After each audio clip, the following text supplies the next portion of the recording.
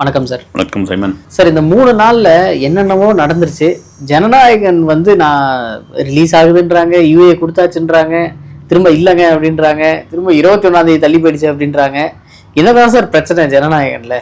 ஜனநாயகன் படம் ரிவைசிங் கமிட்டிக்கு போங்க அப்படின்னு அவங்க சொன்ன போது ரிவைசிங் ஏதோ யூஏ சர்டிஃபிகேட் கொடுத்துட்டு அந்த படம் சம்மந்தமாக ஒரு கம்ப்ளைண்ட் வந்தது.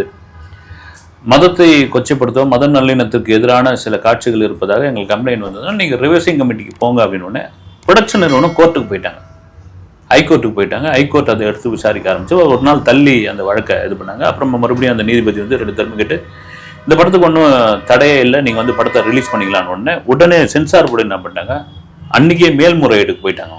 மேல்முறையீட்டில் அதை நீதிபதி தனி நீதிபதியோடைய தீர்ப்பு அது ரத்து பண்ணிட்டார். படத்தை ரிலீஸ் பண்ணக்கூடாது, 21ஆம் தேதி இந்த வழக்கை நான் எடுத்துக்கிறேன் அப்படின்ட்டாப்ல. இப்போ என்னென்னா ஜனநாயகன் படத்தினுடைய ப்ரொடியூசர் திங்கட்கிழமை சுப்ரீம் கோர்ட்டுக்கு போனாலும் போகலாம், போவாங்க, கண்டிப்பாக போவாங்க.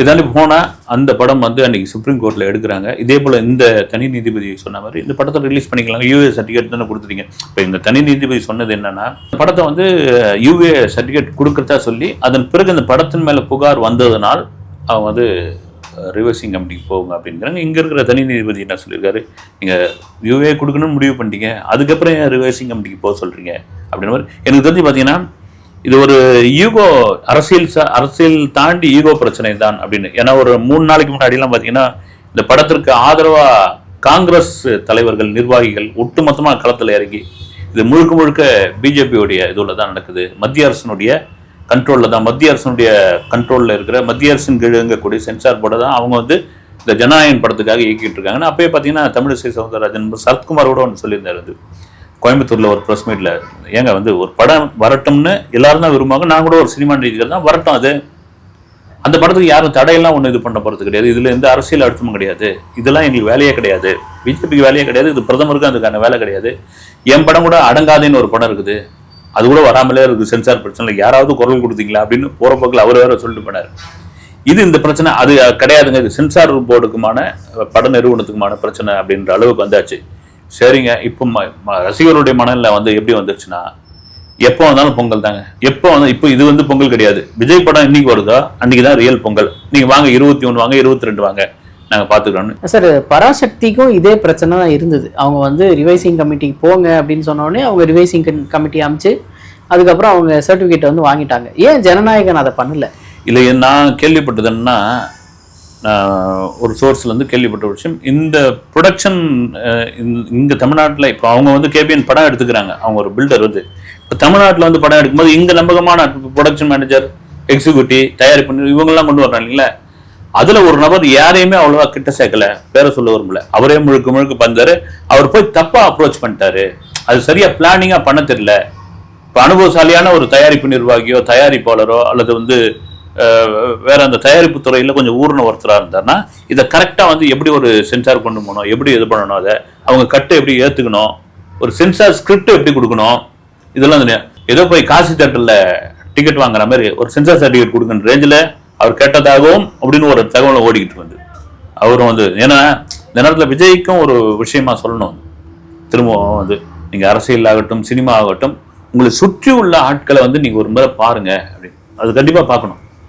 எம்ஜிஆர், கலைஞர், ஜெயலலிதா அவர்கள் எல்லாம் அதை சுற்றி உள்ள ஆட்களை முழுசா ஒருத்தர் யாரும் நம்ப மாட்டாங்க, நம்பாமல இருக்க மாட்டாங்க. அதே சமயத்தில் அவங்க கிராஸ் செக் பண்ணிக்கிட்டே இருக்கணும். ஒரு திரைப்படத்துக்கே பாருங்க இவ்வளவு பெரிய இதுன்னா அப்போ அரசியலுக்கு எப்படியாப்பட்ட ஒரு விஷயமா இருக்கும், இதுவும் ஒரு காரணம் அப்படின்னு சொல்லிட்டு இருக்காங்க. சார், ஜனநாயகன் தள்ளி போனதற்கு இந்த தமிழ்நாடு கவர்மெண்ட் தான் காரணம் அப்படின்னு சொல்லி அவர்களுடைய ரசிகர்கள் எல்லாமே போட்டு இது பண்ணிட்டு இருந்தாங்க. அப்பையும் இந்த பிஜேபின்ற பேரை எங்கேயுமே யூஸ் பண்ணல அப்படின்ற ஒரு கான்ட்ரவர்சி கிளம்பிக்கிட்டே இருந்தது. இது எதனால சார் இந்த இஷ்யூ? இது ஓவராலாக பார்த்தோம்னா இது ஒரு சென்சார் போர்டு சர்டிஃபிகேட் கொடுக்கல, அது அவ்வளோதான் கண்டென்ட், இதுக்குள்ள அரசியல் அது இதுன்னு எல்லாத்தையும் பேசணும். யார் ரசிகர்கள் பேசுன மாதிரி தெரியல. இப்போ நான் சொன்னதுதான் ஒரு ஈகோ ப்ராப்ளமா, இதுக்குள்ள அரசியல் இருக்குதா? இப்போ நாம ரிவைசிங் கமிட்டி அவனு சொன்னோடனே இவங்க கோர்ட்டுக்கு போயிட்டாங்களே. இப்போ நீங்கள் ஒரு வேலையை உங்ககிட்ட இருக்கிறவங்களை விட்டுறீங்க, நீங்கள் ஒரு பவர்ஃபுல்லான ஒரு ஏரியாவில் இருக்கீங்க, அதுக்கு எதிராக ஒரு வேலை பண்ணணும், உங்களுக்கு கோவம் வந்துடும்ல, பார்த்துருவையா நீயா ஒரு கையான்னு. உண்மையா இதுக்குள்ள அரசியல் இருக்குதா? இது உண்மையிலே பிஜேபி அரசா இதுக்கு அழுத்தம் கொடுக்குதா? சரி இவங்க அழுத்தம் கொடுக்கறதுக்கான காரணம் என்ன, இது அழுத்தம் கொடுத்தா அவங்களுக்கு என்ன லாபம்? உண்மையில இதுல வந்து மாநில அரசுக்கு எந்த இதுவும் கிடையாது. இப்போ சென்சார் போர்டு மாநில அரசுடைய கண்ட்ரோல்ல இருந்ததுன்னு வச்சுக்க, நேற்று குதின்னு குதிச்சிருப்பாங்க. ஆச்சா போச்சான்னு கிடையாது. இவர் சிஎம் ஸ்டாலினே வந்து ஒரு அறிக்கையை விட்டுருக்காரு. ஐடி, அப்புறமா வந்து இடி, இப்போ சென்சாரு, இப்படியா கை வச்சுட்டு வரீங்க நீங்க அப்படின்னு ஒரு விஷயத்த சொல்லியிருக்காரு.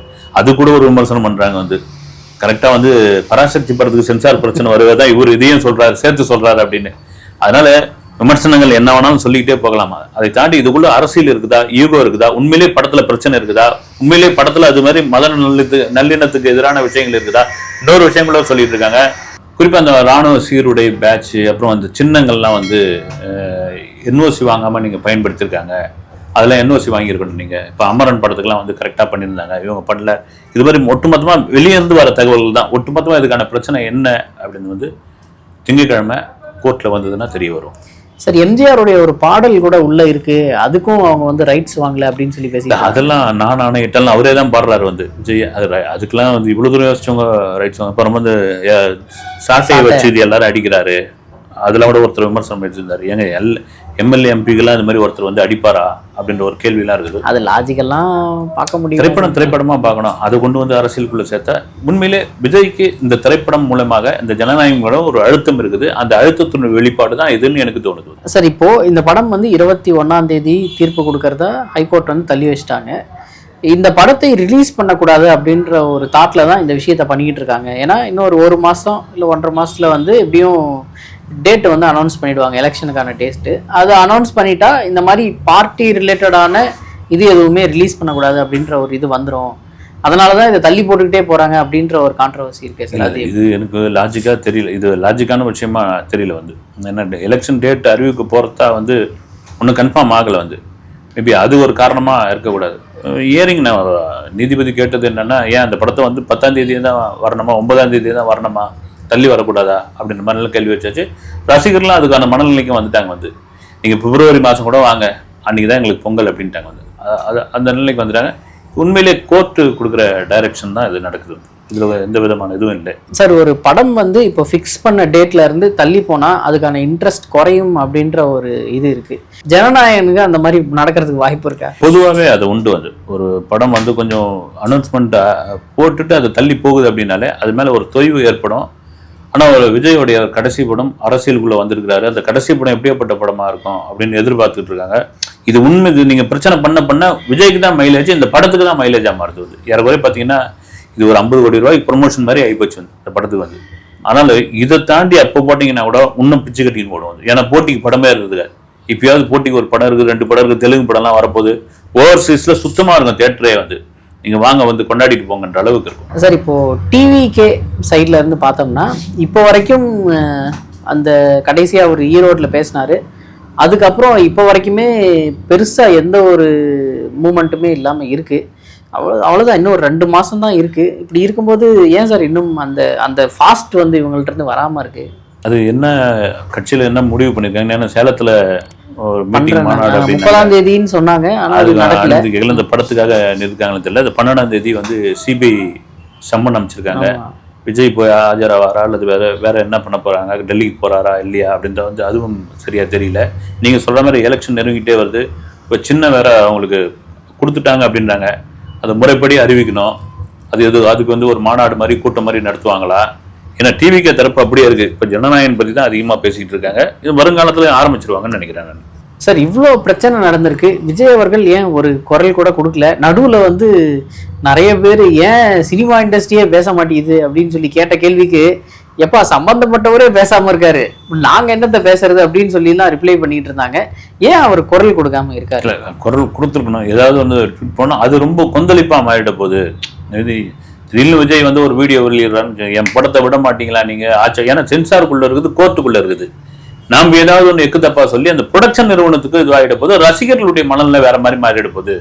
விஜய் ரொம்ப பார்த்து இது பண்றாரு. அதே சமயத்தில் இந்த மாதிரியான பிரச்சனை நடக்கும்போது இண்டஸ்ட்ரியில வந்து குரல் கொடுக்கணும் அப்படின்னு அதன் பிறகு இந்த மாதிரியான டாக் வந்த பிறகுதான் ஒவ்வொருத்தரா இவர் பார்த்தீங்கன்னா ரஞ்சித், மாரி செல்வராஜ், சிம்பு, ஆமாம் சிம்புலாம் முதல்ல இது பண்ணிட்டாரு. வந்து சாந்தனு, சிபிராஜ் இப்படியா போட்டுன்னு இருந்தாங்க. ஆனால் இந்த சங்கங்கள்லாம் இருக்குது, இவங்க யாருமே எதுவுமே வாய்த்திருக்கல. அவ்வளோ சங்கங்கள் இருக்குது.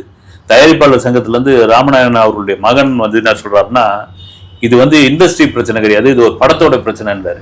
எங்க தயாரிப்பாளர் ஒரு படத்தோட பிரச்சனை தான் இண்டஸ்ட்ரி பிரச்சனை. படம் எங்கிருந்து என்ன வெளியே வந்து அம்பத்தூர் எஸ்டேட்க்கு அதை தயாரிக்கிறாங்க, வந்து சினிமாக்கள் தான் படமாக்கள் தான் எடுக்கிறாங்க வந்து அப்படின்றாரு. வந்து எல்லாருக்கும் ஏதோ ஒரு பயமோ அழுத்தமோ இன்னும் இருக்குது பொழுது. இது பேசின பிறகு பார்த்தீங்கன்னா அப்புறம் ஒவ்வொருத்தரா அப்படியே வந்து அறிக்கை கொடுத்துருக்காங்க. இது உண்மையிலே ஒரு பிரச்சனை நடக்கும்போது எல்லாரும் இன்னொரு கேள்வியும் வைக்கிறாங்க. வந்து இப்போ கமலுக்கு வந்து விஸ்வரூபம் சமயத்தில் பிரச்சனை, இப்போ விஜய் குரல் கொடுத்தாரா, ரஜினிக்கு எவ்வளோ பிரச்சனை நடந்தது, விஜய் ஏதாவது சொன்னாரா அப்படின்னு எது விவாதம் பண்ணாலும் போட்டு பார்க்குற ஒரு விஷயமா தான் மாறும். அவர் சொன்னாரா, அவர் சொன்னாரான்னு. ஒரு கடைசி படம் இண்டஸ்ட்ரியில் ஒரு முக்கியமான நடிகர், அவரை வச்சு பல படங்கள் வந்து லாபம் சம்பாரிச்சிருப்பாங்க. ப்ரொடியூசர் வந்து இண்டஸ்ட்ரியில் ஒரு மிக முக்கியமான ஒரு நடிகர், அவருக்குள்ள அரசியலுக்குள்ள வராரு அப்படின் போது அந்த கடைசி படத்துக்கு ஒரு அழுத்தம் கிடைக்கும் போது ஒட்டுமொத்தமாக இண்டஸ்ட்ரி வந்து நீங்கள் பெரிய போராட்டம்லாம் ஒன்று நடத்தணும். அது நல்லதும் கிடையாது, போராட்டம் பண்ணக்கூடாது. ஒரு அறிக்கை மூலமா இல்லைன்னா சமூக வலைதளம் மூலமா ஒரு விஷயத்தை வந்து குரல் கொடுத்துருக்கலாமே அப்படின்ற ஒரு கேள்வி தான் பெரும்பான்மையோருக்கு இருக்கிறது. ஓகே சார், அடுத்த வீடியோவில் சந்திப்போம் சார். நன்றி சார். வணக்கம்.